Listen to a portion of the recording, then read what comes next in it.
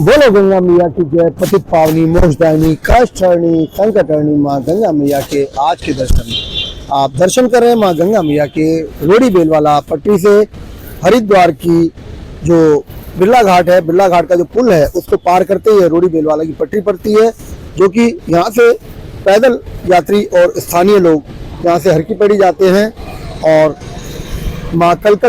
माँ गंगा मैया की कलकल करती है लहरें आपको अपना आशीर्वाद प्रदान करें। इस वीडियो पर अंत तक बने रहें और हरिद्वार के बारे में जानें कि हरिद्वार कब आए, किस समय आए, क्या मौसम है, गंगा का जल स्तर क्या है, कैसा जल है, ठंड कितनी है। इस तरह की सभी जानकारियाँ आपको इस चैनल के माध्यम से मिलती हैं और इस वीडियो में आपको मिलेंगी।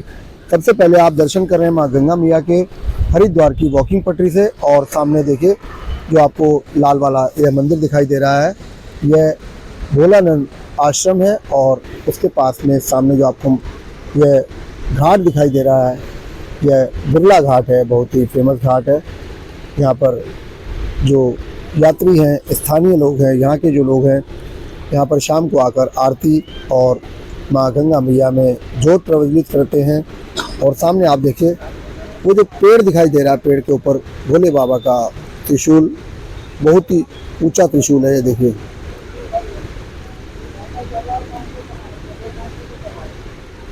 देखिए बहुत ही सुंदर त्रिशूल भोले बाबा का बिरला घाट चौक पर स्थित है। और सामने आप देख रहे हैं बिरला घाट, माँ गंगा मैया का जल बिल्कुल ठंडा स्वच्छ जल है।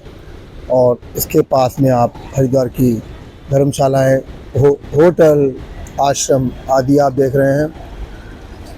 माँ गंगा मैया का जल बहुत ही साफ स्वच्छ है।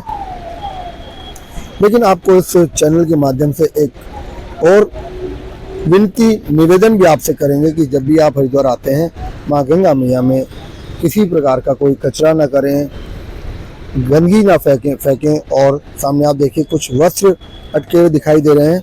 हालांकि माँ गंगा मैया के लिए सबसे बड़ा प्रदूषण यही है कि जो अपने परिजनों की अस्थियां लेकर आते हैं, वह उनके कपड़े भी, पुराने कपड़े भी यहाँ पर ले आते हैं और माँ गंगा मैया में डाल देते हैं, जो कि माँ गंगा मैया के लिए सबसे बड़ा पॉल्यूशन है।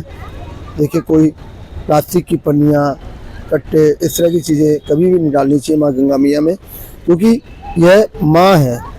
जैसे हमारी अपनी जननी माँ होती है, वैसी है हमारी माँ है। देखिए किस तरह से कुछ कपड़े अटके हुए हैं, ऐसा कभी नहीं होना चाहिए। पुराने कपड़े माँ गंगा मैया में कभी भी नहीं डालने चाहिए, विसर्जित नहीं करने चाहिए। उनको अग्नि में डाल सकते हैं आप। और माँ गंगा मैया की जो ये लहरें आप देख रहे हैं, आपको हमेशा हर पल अपना आशीर्वाद प्रदान करती हैं।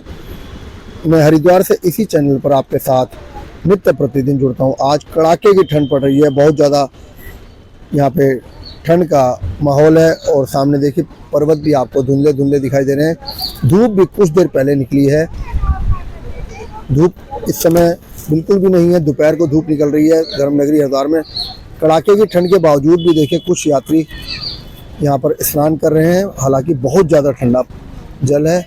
आपने देखा होगा कि सभी लोग शॉल, जैकेट्स वगैरह पहनकर आ रहे हैं। जिनको बहुत ज़्यादा मजबूरी है इस समय वही हरिद्वार आ रहे हैं, और जिनकी छुट्टियां पड़ी हुई हैं वह आसपास देहरादून, मसूरी, ऋषिकेश और औली, चौपता आदि जा रहे हैं। हालांकि मैं आपको फिर एक बार बताऊं कि बर्फ़ अभी नहीं पड़ी है। बर्फ़ अभी कुछ ही दिनों में, ऐसा अनुमान है कि बर्फ़ पड़ेगी। देखिए ठंडे जल में किस तरह से कुछ यात्री स्नान कर रहे हैं। कलकल करती माँ गंगा मैया की लहरें आपको अपना आशीर्वाद प्रदान कर रही हैं। मैं हरिद्वार से इसी चैनल पर आपके साथ नित्य प्रतिदिन जुड़ता हूँ, बिना समय की बाध्यता के। प्रातःकाल, दोपहर काल, सायंकाल या रात्रिकाल आपके साथ जुड़कर माँ गंगा मैया के दर्शन कराता हूँ। दर्शन कीजिए और पुण्य के भागी बने। पतित पावनी माँ गंगा मैया।